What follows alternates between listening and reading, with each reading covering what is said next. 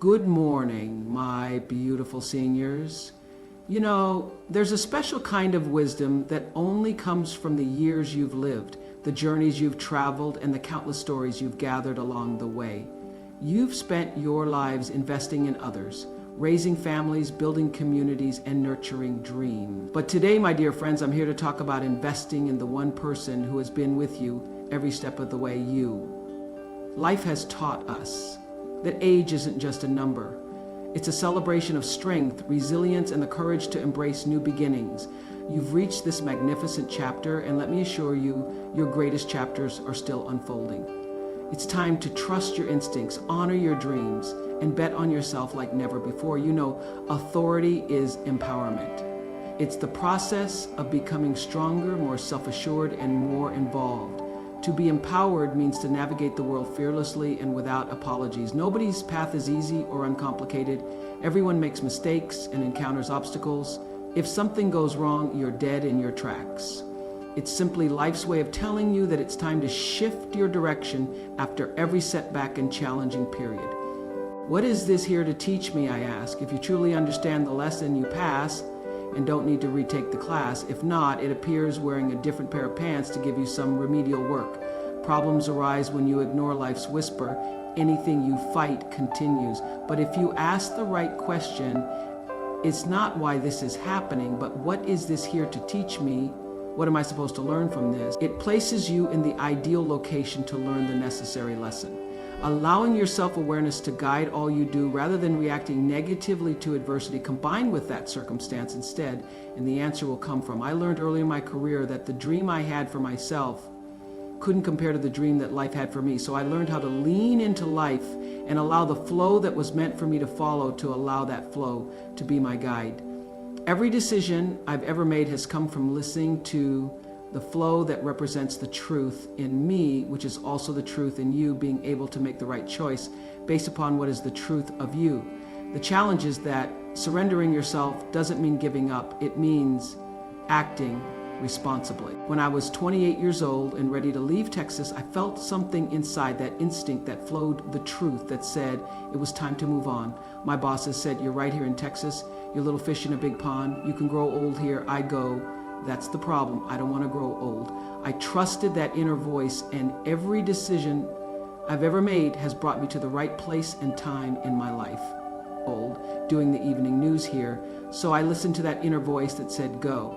And every decision I made after coming to Los Angeles, when everybody said it's too big of a risk to own yourself, to own your show. What if that show fails? I said, I'm going to bet on myself. Because the truth of me that I was allowed to get still and feel said, take the risk, bet on yourself. It's a big, hard world out there, but you're ready for it, and you're ready because there is nothing more powerful than you using your personality to serve the calling of your soul. Every one of us has been called to the planet to use. You've got to have clarity about who you really are. There is no life without a spiritual life. We are spiritual beings having a human experience, so your real job as you go out to try to find one and have all of this anxiety and fear, and your real job is to know the truth and to create a spiritual practice that allows you to stay in it. To be clear, I'm not talking about your religion, I'm talking about whatever it is that nurtures the essence of you in such a way that you can do what you came here to do. We all want to be able to live out the truest expression of ourselves as human beings, and in order to do that, you've got to practice. You've got to develop that spiritual muscle that enables you to check in with yourself and not have to consult others when making decisions. To accomplish that, you must live in the area of gratitude, which is my favorite spiritual practice. This will allow you to have the clarity and comfort of your own knowing, 560.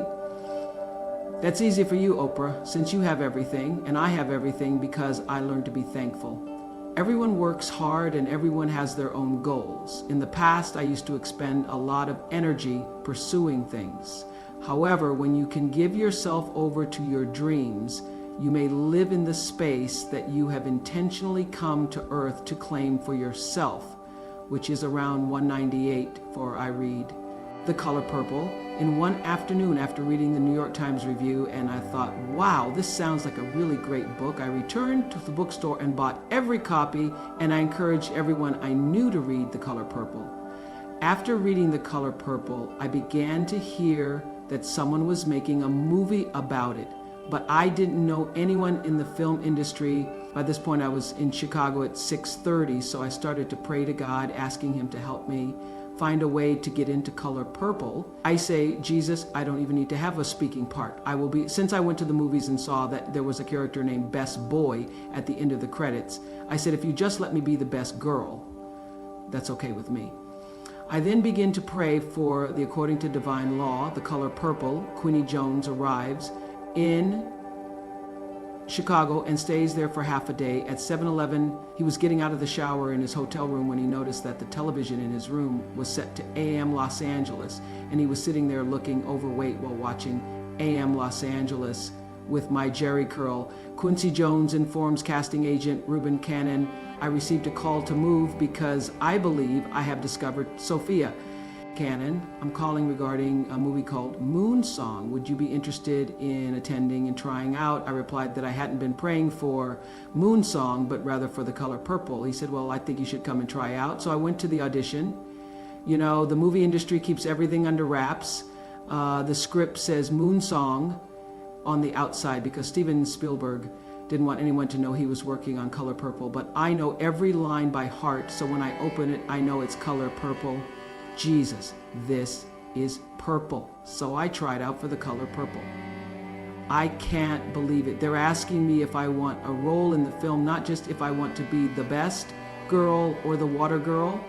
I call Reuben Cannon since it's been 3 months and I haven't heard anything. Mr. Cannon, I say, I apologize, sir. I was expecting to hear something by now. And Reuben Cannon told me, don't call me, I called you, but I didn't call you. Did you realize that I have real actresses who have tried out for this part? And he tells me who just left his office.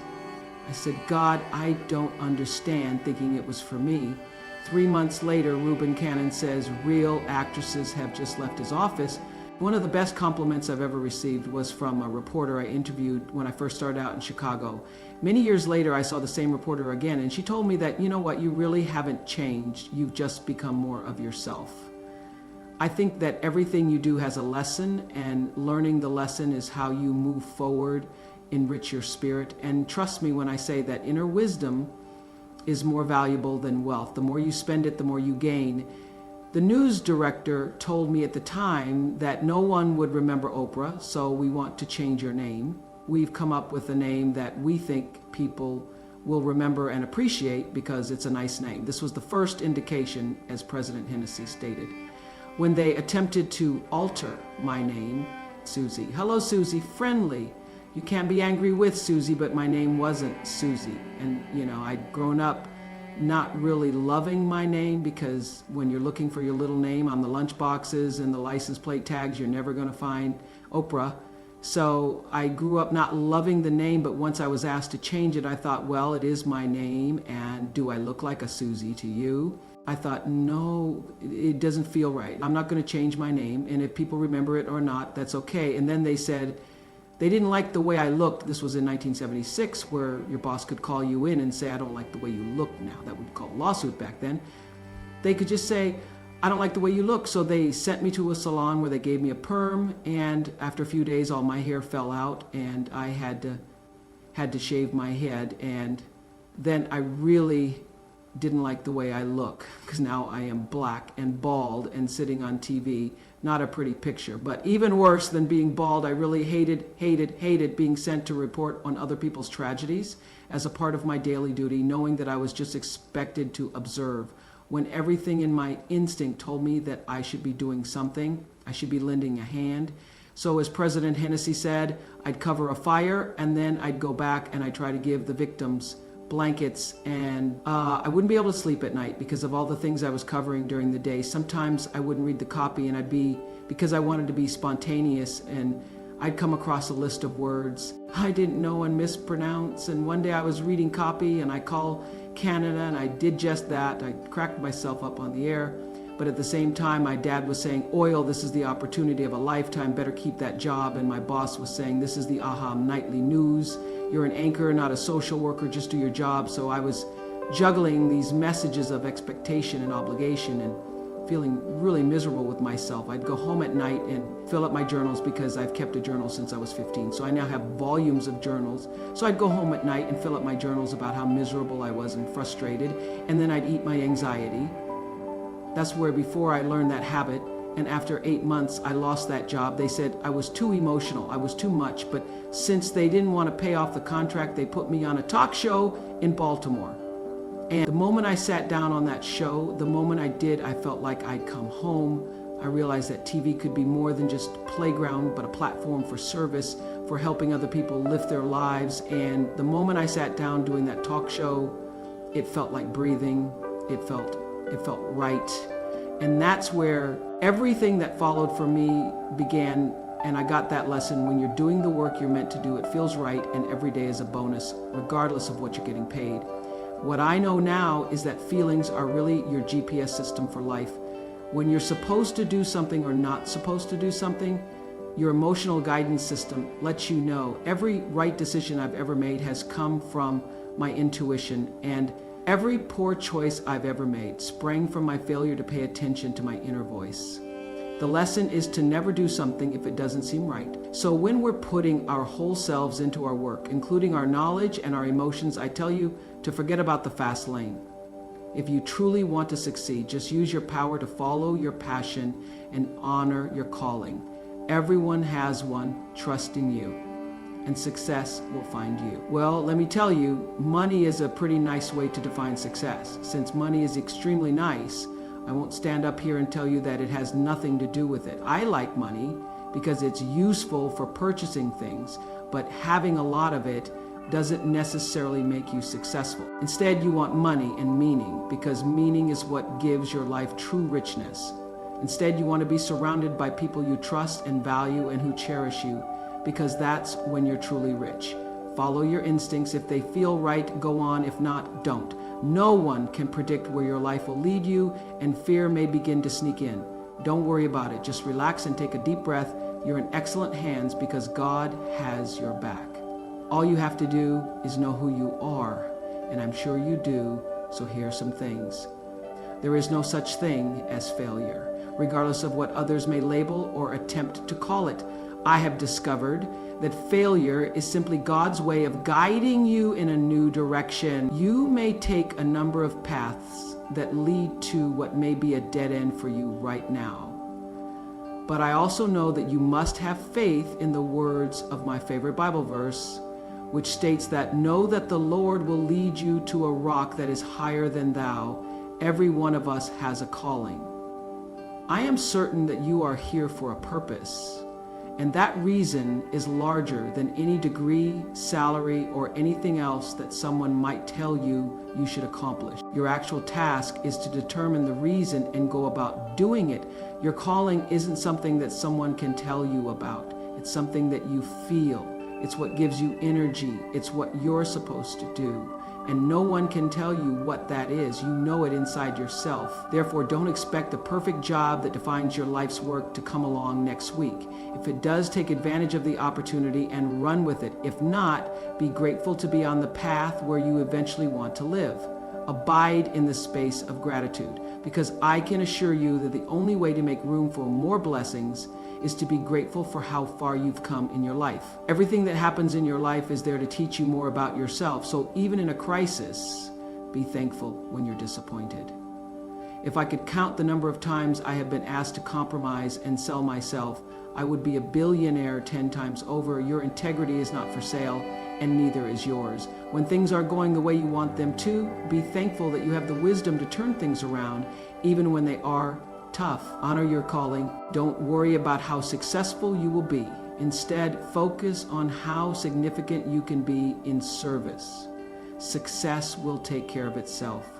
Diane Hudson, who worked with me for 20 years, can tell you this numerous times. When we were told that we would lose advertisers and ratings, I said, I'm going to take the high road. They said, you won't be able to survive in this business taking the high road. You will be able to get the numbers. The advertisers will drop out. I said, let them. We will chart our own course. We will stand up for what we believe in. Harriet Tubman once said that she could have freed thousands more if only she could have persuaded them that they were slaves. Therefore, do not be a slave to any kind of selling out. Maintain your integrity. It has always been and continues to be the only solution to all of the problems in the world. The most significant life lesson I can impart to you is that in order to continue to succeed while you follow the path of privilege, you must remember that without choosing to use your life to help others and give back what you have been given, you will not be able to succeed in life or lead a fulfilling one.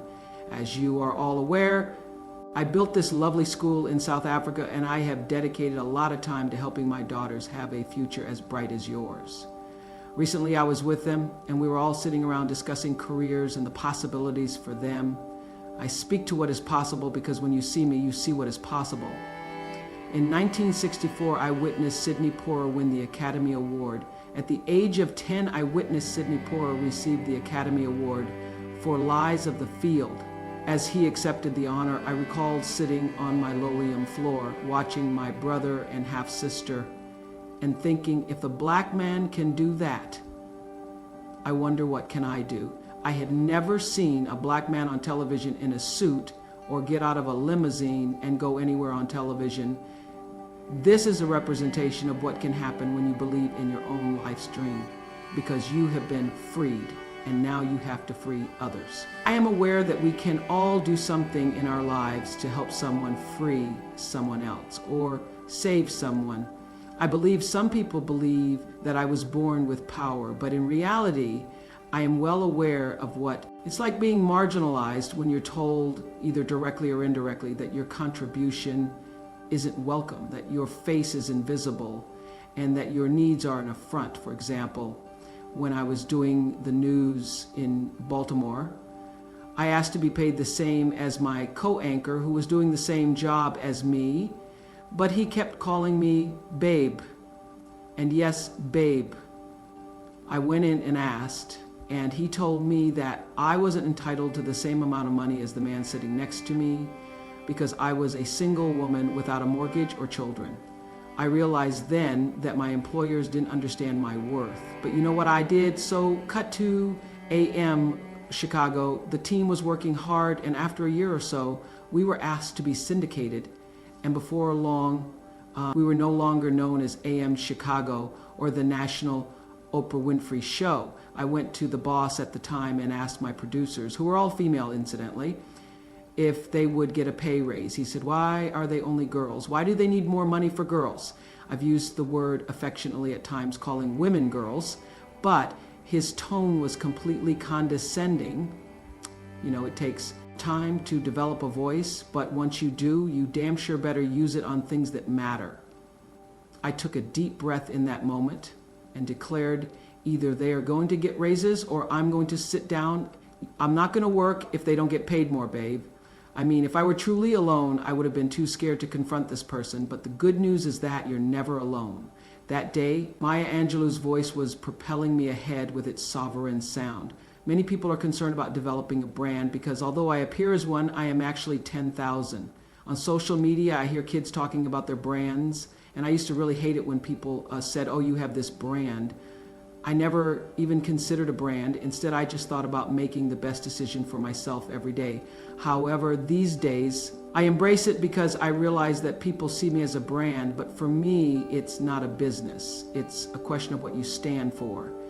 And I'll say this, if you're not the truth, you're nothing. Even if it's excellent and you can buy many wonderful shoes, the major drawback is not the financial rewards. Great shoes are fine, but those of you who own a lot of them understand that having a closet full of shoes, cars, homes, or square footage doesn't make up your life. Instead, living a life of substance can be achieved by serving others, offering your entire self, and having a baseline mindset. This means that you should live a life of substance by doing whatever is true for you and what you stand for. People may not remember your every word, they may not remember all of your actions, but they certainly remember how your words and your actions made them feel. You must know inside in the deepest part of your being that you matter. Not just that you matter, but also why. So for me, the foundational base of empowerment, of entrepreneurship, of any kind of engagement, the foundational base of my success, of my well-being, my wholeness, my everything, is knowing who I am and Where I come from in my living room right now is a painting that I've owned now for 30 years. You can Google it. It's called To the Highest Bidder, and it's at the center of my house. And it's at the center of my house because it actually is symbolic of the foundation of, not the house, but the foundation for my life.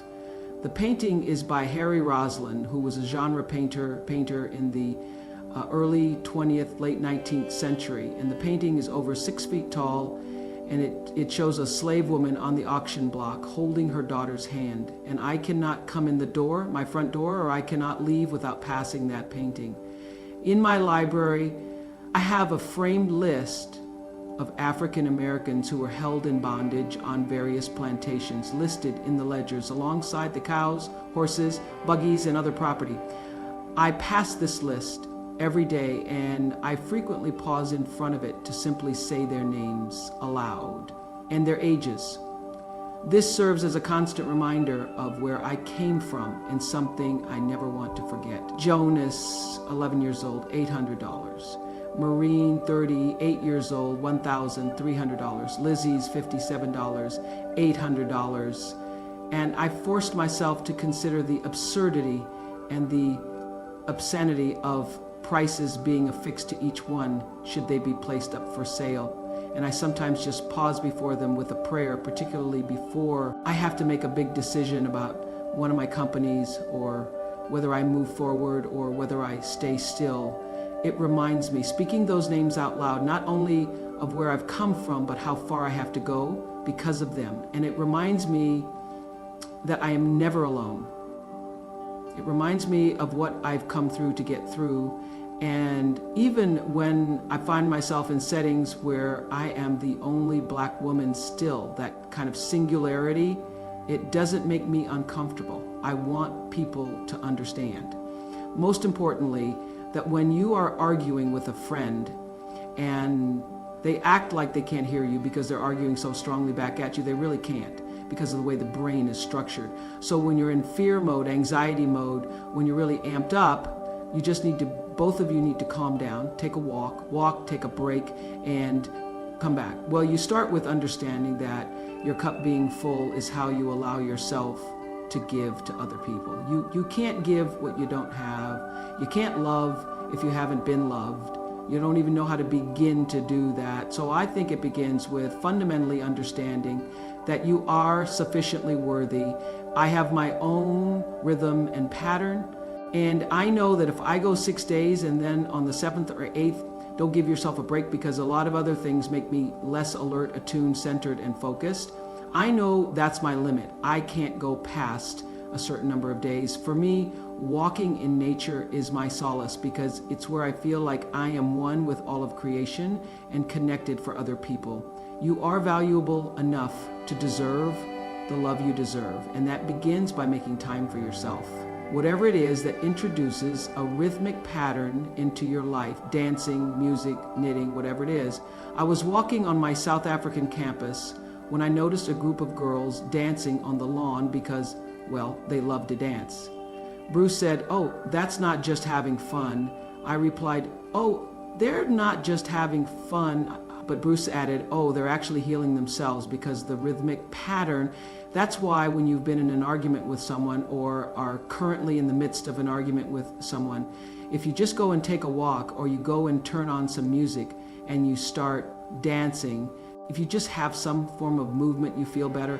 One of the most important things, most important takeaways from what happened to you, I believe, is understanding how the brain works. You understand that when you're upset or in fear or angry or are in an antagonized state and you're trying to reason with a person, a child, your spouse, your boss, your friend, they literally cannot hear you because the reasoning part of the brain is in the vortex. And what you're saying is only reaching the brain stem. So whenever somebody is dysregulated, which is what that is, being anxious and fearful and yelling and screaming, the thing to do is to calm yourself first. Then you will be able to help that other person get calm and regulated.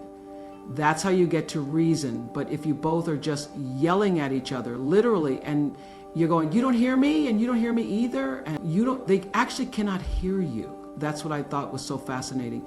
And everybody has a different talent. And the reason we're all so messed up is because you're looking at everybody else's talent and wishing you had some of their talent. All the energy that you spend thinking about, wishing about, being jealous of, envious of anybody else is energy that you're not only putting out, it's going to come back to you negatively, but you're taking that away from you. All your energy should be forced on, what do I have to offer? What do I have to give? How can I contribute to the service? Since greatness is defined by service, and there isn't a job here that you can do that doesn't shift the paradigm to service and make that work more satisfying.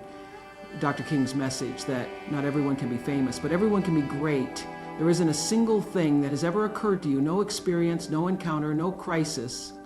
If you say, if I look at this from, how do I use this in service to something bigger than myself? It no longer becomes a job. Rather, it becomes a giving to the world. Not a single happy thing that hasn't happened, just to make you better and help you rise to the top of everything you're calling in. Whether you realize it or not, when you actually start meditating, praying, doing, or having a spiritual practice, which is the most important thing you need if you want to succeed in the world. Whatever you call it, you need to fill your cup so that you're so full that your cup runneth over and you have enough to give to other people. If you don't fill your cup, you end up dried up, exhausted, and don't have enough to give to other people. You become resentful every time someone asks you because your cup is empty and they want some of yours. Theologian Howard Thurman put it beautifully when he said, don't ask what the world needs, ask what makes you come alive. This will help you fill your cup, make yourself whole, and fulfill the highest, most truthful expression of yourself as a human being. Do you think that you are worthy of happiness?